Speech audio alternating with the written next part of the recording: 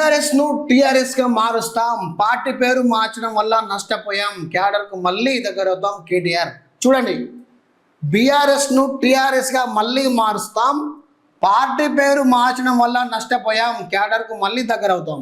BRS పేరు పెట్టినప్పటి నుండి కేసీఆర్ కేటీఆర్ కు ఆ పేరు కలిసి వచ్చినట్టు కనబడతలేదు. ఉద్యమాలు చేసినప్పుడు తెలంగాణ రాష్ట్ర సమితి పేరుతోటే ఉద్యమాలు చేసిరు. మొదటి ప్రభుత్వం తెలంగాణ రాష్ట్ర సమితితోటే ప్రభుత్వం ఏర్పాటుపడ్డది. రెండో ప్రభుత్వం కూడా తెలంగాణ రాష్ట్ర సమితి పేరుతోటే ఏర్పాటైంది. ఎప్పుడైతే కేసీఆర్ దేశ రాజకీయాల మీద దృష్టి పెట్టిండో అప్పుడు దీన్ని దేశంలో ఇంప్లిమెంట్ చేయాలి, నేషనల్ పార్టీగా ఇంప్లిమెంట్ చేయాలి అని చెప్పి భారత రాష్ట్ర సమితిగా పెట్టిండో అప్పటి నుంచి కేసీఆర్కు ఈ పేరు కలిసి రావడం లేదని చెప్పి అనుకుంటున్నాడట. ఇంక్లూడ్ కేటీఆర్ కూడా ఇదే ఆలోచన వచ్చిందంట. 2 సార్ల ప్రభుత్వం ఏర్పడిన తర్వాత కేసీఆర్ ఏం చేసిండు, దేశ రాజకీయాల మీద దృష్టి పెట్టిండు.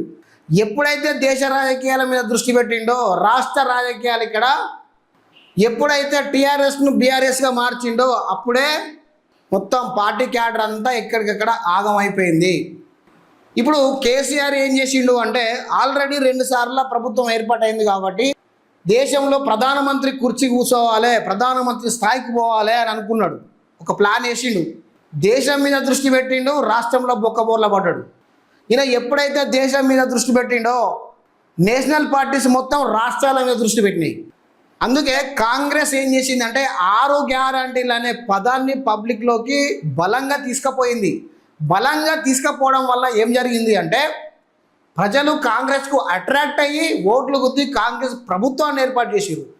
మనోడు దేశం మీద దృష్టి పెట్టిన వల్ల రాష్ట్రంలో బొక్కబోర్ల పడ్డాడు.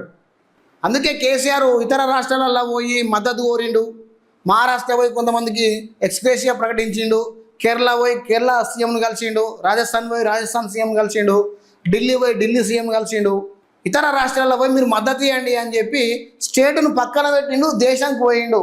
ఎప్పుడైతే దేశం మీద పడ్డాడో దేశంలో ఉన్న పార్టీలన్నీ రాష్ట్రాల మీద పడ్డాయి. కథం మన తెలంగాణలో కాంగ్రెస్ పుంజుకున్నది. కథం ఇక బీఆర్ఎస్ అనేది తెలంగాణలో బొక్కబోర్ల పడిపోయింది. ఆల్రెడీ కాంగ్రెస్ పుంజుకున్నది, ప్రభుత్వాన్ని కూడా ఏర్పాటు చేసింది.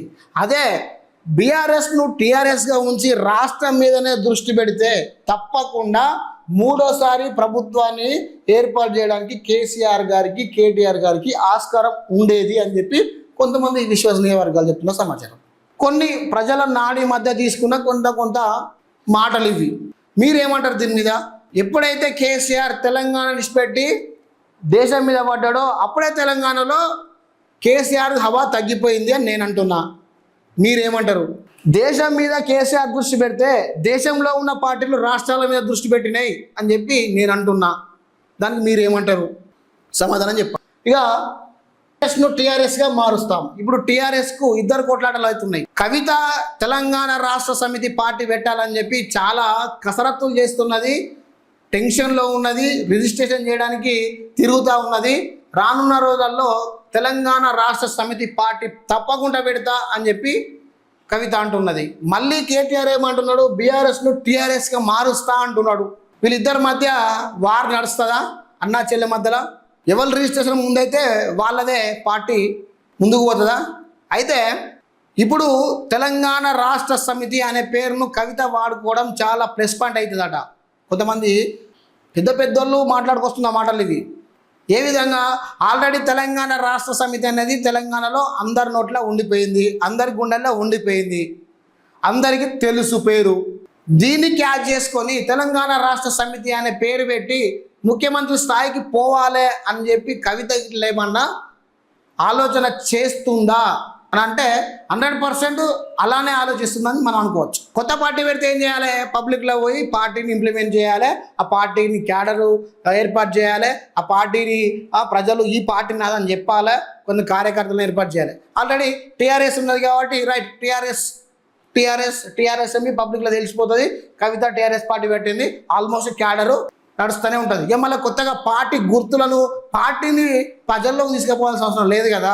టీఆర్ఎస్ అయితే కొత్త పార్టీ పెడితే ఇబ్బందులు వస్తాయి. అందుకే టీఆర్ఎస్ పెట్టాలి, ఎట్లా చేసినా దక్కించుకోవాలి అని చెప్పి కవిత వెయిట్ చేస్తుందట. ఇప్పుడు మరి కేటీఆర్ పరిస్థితి ఏంది? మరి బీఆర్ఎస్ను టీఆర్ఎస్ మారుతా అని అంటున్నాడు. ఇప్పుడు మళ్ళీ వీళ్ళిద్దరి మధ్య లొల్లే ఇక బీఆర్ఎస్ టీఆర్ఎస్ అన్న చెల్లె మళ్ళీ వార్ వన్ సైడ్ అయినా ఏం జరుగుతుందో తెలియదు.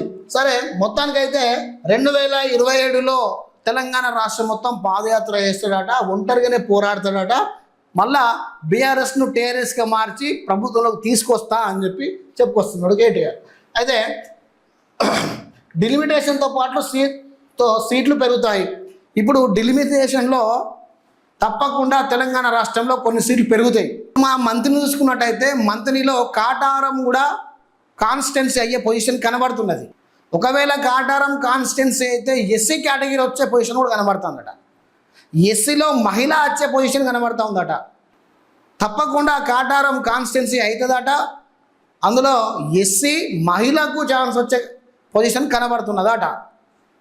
ఒకవేళ ఎస్సీ మహిళ కావాలా లేదా ఎస్టీ కావాలా బీసీ కావాలా జనరల్ కావాలా మీరు ఒకసారి కామెంట్ చేసే ప్రయత్నం చేయండి. కాటారంలో ఎవరైతే సుపరిపాలన చేస్తారో ఎవరికి ఛాన్స్ ఇవ్వాలి, ఎస్సీలకు ఇవ్వాలన్నా, ఎస్టీలకు ఇవ్వన్నా, బీసీలకు ఇవ్వన్నా, జనరల్కి ఇవ్వన్నా, ఎవరికి ఇవ్వాలి దీని మీద ఒకసారి కామెంట్ చేసే ప్రయత్నం అయితే చేయండి. డిలిమిటేషన్తో తెలంగాణలో ఇంకొన్ని సీట్లు పెరుగుతాయి, రిజర్వేషన్లు కూడా వస్తాయి అని చెప్పి చెప్పుకొస్తున్నారు. అదేవిధంగా కాటారం కూడా డిలిమిటేషన్లో భాగం అవుతుంది, కాన్స్టిట్యున్సీ కూడా అయ్యే పొజిషన్ కనబడుతుందట. ఇది అసలు కథ. లక్ష్యం లేకుంటే మనగడ ఉండదని కవితకు పార్టీపై కామెంట్ అట. కవిత పార్టీపై కామెంట్ అంటే ఇప్పుడు మనగడ లేకుండా అయితే ఆమె బయటకు వస్తలేదు. ఇప్పుడు అంతా చర్చ మొత్తం కవిత మీద నడుస్తున్నది. ఇప్పుడు కాంగ్రెస్ బీఆర్ఎస్ కాదు, కవిత మీదే. ఒకవేళ తెలంగాణ రాష్ట్ర సమితి అనే పేరు కనుక పెట్టి ఎన్నికల్లో వస్తే తప్పకుండా సీట్లు కొన్నైనా కొడుతుంది పక్క 100%. ఎందుకంటే ఆల్రెడీ పార్టీ బలంగా పబ్లిక్లో తెలిసిపోయి ఉన్నది కాబట్టి కొంచెం కష్టపడితే తప్పకుండా సీట్లు కొట్టే పొజిషన్ అనేది కనబడుతున్నది. మరి టీఆర్ఎస్ పార్టీ అన్న తీసుకుంటాడా, చెల్ల తీసుకుంటుందా, ఎవరు తీసుకుంటారు? ఎవరు రిజిస్ట్రేషన్ ముందైతే వాళ్ళదా ఏంటి అసలు? వేకెన్సీ చూస్తూనే ఉండండి. యూనివర్స్ గ్లోబల్ మీకు నేను చేసిన కంటెంట్ నచ్చినట్టయితే ఒక షేర్ చేయండి, ఒక లైక్ చేయండి, దయచేసి సబ్స్క్రైబ్ చేసే ప్రయత్నం చేయండి.